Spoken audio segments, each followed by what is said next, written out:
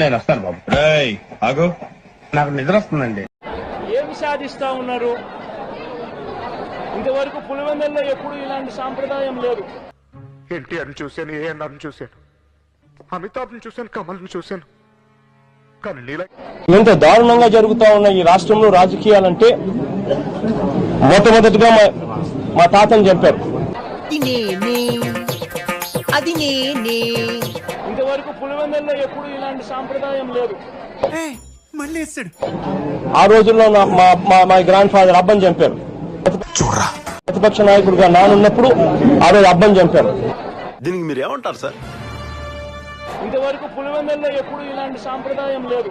మాకు matter weak publicity peak.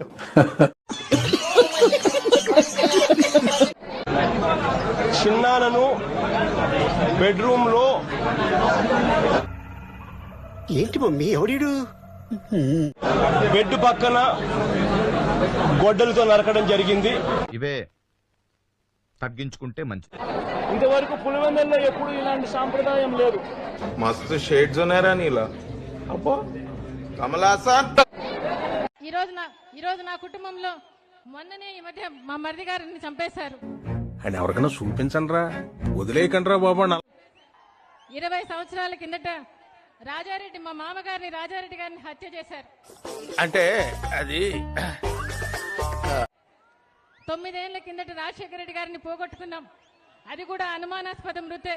విన్నా, అంతా విన్నా. నువ్వేమన్నావో నేను విన్నా, మన పెద్దలు విన్నా. నిజంగానే మీరు కూడా వెళ్ళి ఒకసారి చూడండి. ఒకసారి ఏం పాపం చేశాడు నా పిల్లోని, ఎందుకు కొట్టారు, ఏం పాపం చేశాడని కొట్టారు. కూసేగాడిది వచ్చి మేసేగాడిదని సెడదే సార్. అదే ప్రభు హరి రామ్ కృష్ణ రాధం జగన్మోహన్ రెడ్డి చూసుకోబల్లా. న్యాయం జరుగుతా ఉన్న వాళ్ళ పక్షాన్ని నిలబడడం కోసం ఎమ్మెల్యే లోపలికి పోయి ఈవీఎంను పగలగొట్టే కార్యక్రమం జరిగింది. ఎందుకు ఈవీఎం లో నిజంగానే ఎమ్మెల్యేనే రిగ్గింగ్ చేసుకుంటా ఉంటే ఎమ్మెల్యేకి అక్కడ ఎందుకురా నా జీవితంతో అట్లా ఆడుకుంటావా? సుఖం లేదు, సంతోషం లేదు, కనీసం నిద్ర కూడా పోనివ్వా.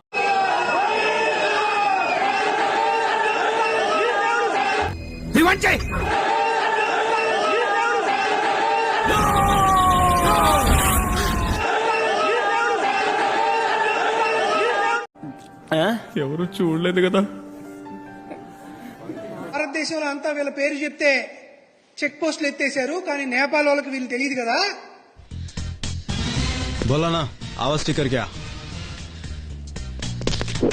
తిరిగి తెచ్చేకు నేను కింద మీద పడుతున్నా, నానా ఇబ్బందులకు గురవుతున్నాను అని మరి కార్యకర్తల సమావేశాల్లో కొన్ని వ్యాఖ్యలు చేశాడు. చెప్పి చూడు, ఉచ్చ లేచిపోద్ది. మాట్లాడింది జూలై 1. వారం 10 రోజుల్లో ఈ పవన్ కళ్యాణ్ గారు ఇంత పని చేశారా అని.